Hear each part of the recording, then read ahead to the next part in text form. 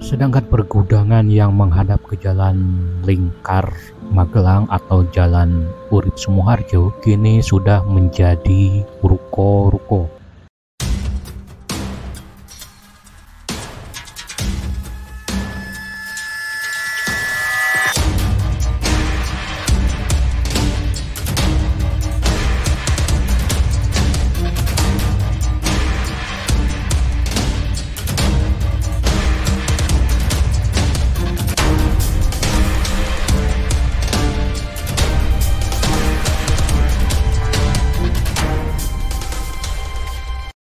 Assalamualaikum warahmatullahi wabarakatuh. Salam sejahtera bagi kita semua. Pada kesempatan ini saya kembali akan membahas mengenai bekas jalur kereta api Yogyakarta-Ambarawa bagian ke-7. Untuk bagian sebelum-sebelumnya silahkan Anda klik di kolom deskripsi ataupun yang saya sematkan di pojok kanan atas. Seperti yang telah saya uraikan ketika membahas mengenai sejarah pembangunan jalur kereta api Yogyakarta-Magelang-Ambarawa, pemerintah kolonial Belanda akan mengizinkan NIS untuk membangun jalur kereta api tersebut dengan satu syarat, yaitu NIS diharuskan membangun jalur kereta api dari Magelang hingga ke Ambarawa. Pada tanggal 18 Oktober tahun 1894, Dewan Direksi NIS menjawab permohonan Menteri Urusan Tanah Jajahan, yakni NIS bersedia untuk membangun jalur kereta api Magelang hingga ke William I. Untuk mengetahui sejarah lengkap mengenai pembangunan jalur kereta api Yogyakarta-Magelang-Ambarawa, silahkan Anda klik tautan yang saya sematkan di pojok kanan atas atau saya sematkan di kolom deskripsi. Setelah mengeksploitasi bekas stasiun Magelang Kota, saya pun melanjutkan perjalanan belusukan menuju ke arah utara atau arah Secang. Jalan masuk ke terminal Kebon Polo ini dulunya adalah spur lurus dari arah Magelang menuju ke arah Secang. Setelah memotong Jalan Urip Sumoharjo, selanjutnya bekas jalur kereta api menjadi sebuah jalan atau gang yang bernama Jalan Sepur di Kelurahan Wates, Kebon Polo.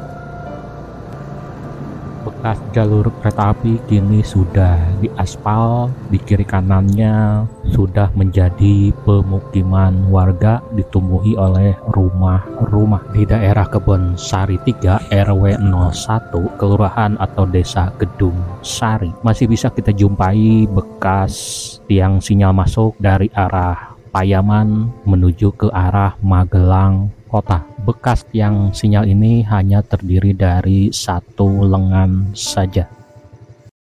Masih di daerah Kebon Sari, bekas jalur kereta api masih menjadi sebuah gang Kebon Sari 3. Di beberapa titik di sebelah kanan jika kita mengarah ke utara masih bisa jumpai beberapa bekas tiang sinyal. Selanjutnya bekas jalur kereta api melintasi Kali Manggis. Kini bekas jembatan kereta api tersebut dijadikan warga sebagai jembatan penyeberangan antar desa. Selanjutnya bekas jalur kereta api menjadi sebuah gang yang bernama Gang Anggrek 2. Bekas rel masih terlihat menyembul di atas permukaan aspal.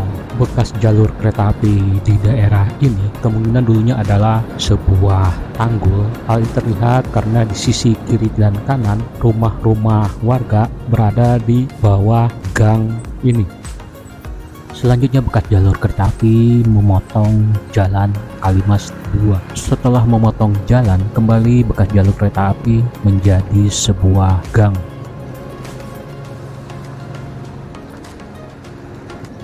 Masih di daerah Kedung Sari, kali ini masuk di wilayah RW 7. Bekas jalur kereta api masih menjadi sebuah gang atau jalan antar desa. Bekas rel masih terlihat menyembul di atas permukaan cor-coran. Selanjutnya bekas jalur kereta api bersisian dengan Jalan Barito dan selanjutnya memotong jalan tersebut. Untuk selanjutnya bekas rel tidak bisa ditelusuri kembali oleh sepeda motor. Bekas jalur kereta kini sudah ditumbuhi oleh ilalang, rel masih ada menggantung di atas permukaan tanah. Di area inilah dulu terdapat sebuah perhentian yang bernama Magelang Kramat, atau kalau di jadwal perjalanan kereta api bernama Gestik. Selanjutnya bekas jalur kereta api, di atasnya sudah berdiri beberapa bangunan rumah warga. Inilah cuplikan video ketika kereta api masih berjalan di daerah ini. Bekas jalur kereta api menjadi jalan berbatu di daerah Kupatan dan selanjutnya memotong jalan Barito 2 atau jalan akses menuju ke SMA Negeri 5 ataupun Universitas Tidar.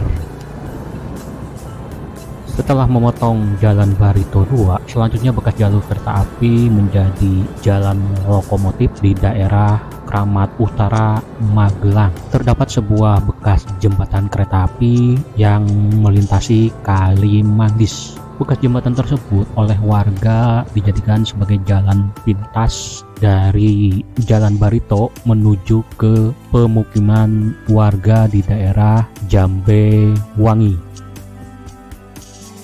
Bekas jalur kereta api terus menjadi jalan desa yang bernama Jalan Lokomotif di daerah Jambe Wangi. Selanjutnya, bekas jalur kereta api berpotongan dengan Jalan Lodran dan seterusnya menjadi Jalan Lokomotif Utara. Bekas rel masih terlihat menyembul di atas permukaan jalan. Bekas jalur kereta api terus menuju utara setelah memotong jalan terusan Jetis Tegal Sari. Bekas jalur kereta api selanjutnya menjadi sebuah jalan setapak yang hanya bisa dilalui oleh sepeda motor dan pejalan kaki. Di kiri kanan bekas jalur kereta api terdapat persawahan milik warga. Bekas rel masih ada menjadi pembatas jalan setapak yang sudah dicor.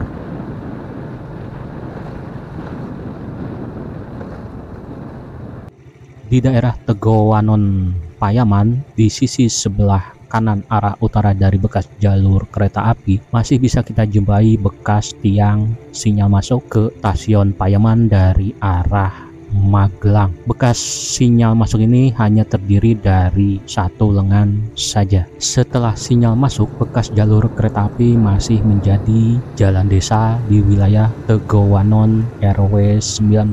Rel masih terlihat di atas permukaan jalan.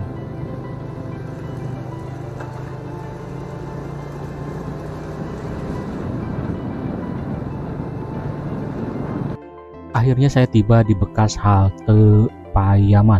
Posisi halte ini berada di sebelah kiri arah utara dari bekas jalur kereta api. Awal beroperasi, bentuk bangunan dari halte Payaman sangat sederhana, yaitu terbuat dari kayu.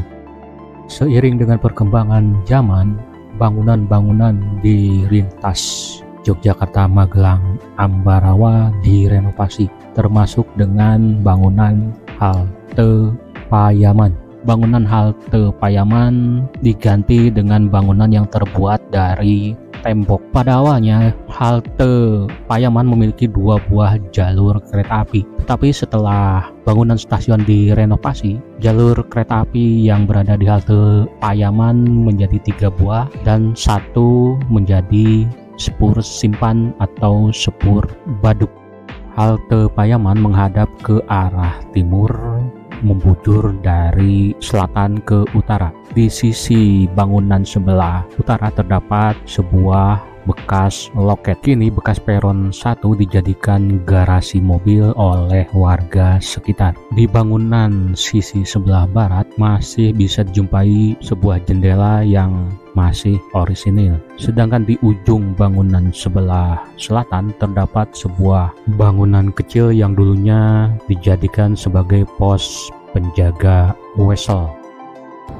Setelah mengeksploitasi bekas halte Payaman, saya pun melanjutkan perjalanan. Kurang lebih 100 meter dari posisi halte Payaman terdapat sebuah bandul wesel. Posisi bekas bandul wesel ini berada di salah satu bangunan sebuah taman kanak-kanak Aba Payaman. Bekas railbed atau bekas jalur kereta api selanjutnya menjadi sebuah jalan desa atau gang di wilayah Karanggeneng Payaman. Dulunya bekas jalur kereta api ini adalah membentuk sebuah tanggul. Hal ini bisa dilihat karena sebagian besar rumah-rumah di kiri kanannya posisinya lebih rendah dari bekas jalur kereta api ini.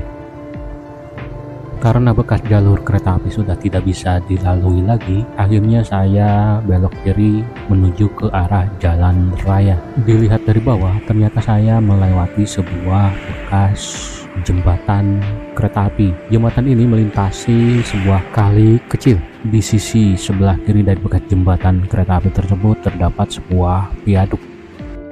Selanjutnya bekas jalur kereta api berada di sisi jalan raya Magelang, Semarang. Tampak bekas jalur kereta api atau rel menembus sebuah bangunan. Selanjutnya bekas rel juga nampak di sebuah bengkel di pinggir jalan raya. Akhirnya bekas jalur kereta api menjadi sebuah gang di antara rumah-rumah warga. Rel masih terlihat menyembul di atas permukaan cor-coran. Selanjutnya terdapat sebuah bekas jembatan kereta api yang melintasi Kali Grogol.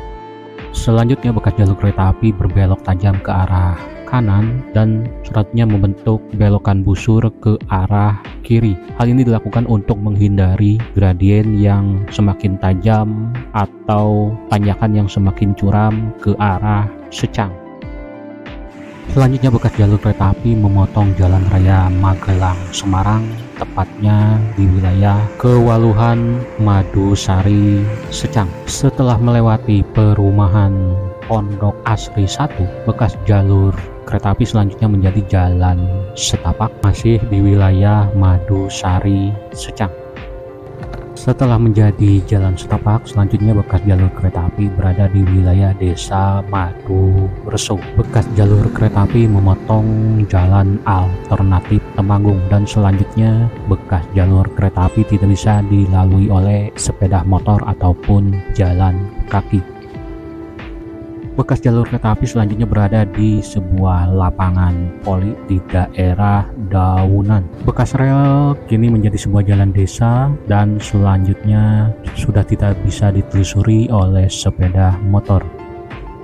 Selanjutnya bekas jalur kereta api menjadi sebuah gang di daerah Sumber Ketandan, Desa Secang. Di belakang sebuah rumah makan terdapat sebuah bekas sinyal masuk stasiun Secang arah dari Magelang. Sinyal masuk ini hanya terdiri dari satu lengan saja. Selanjutnya bekas jalur kereta api memotong jalan Haji Abu Bakrin. Terlihat di atas tanah bekas rel masih ada, terdiri dari dua buah jalur. Kemungkinan rel sudah bercabang di antara rumah-rumah sebelum jalan ini. Akhirnya saya tiba di bekas stasiun Secang.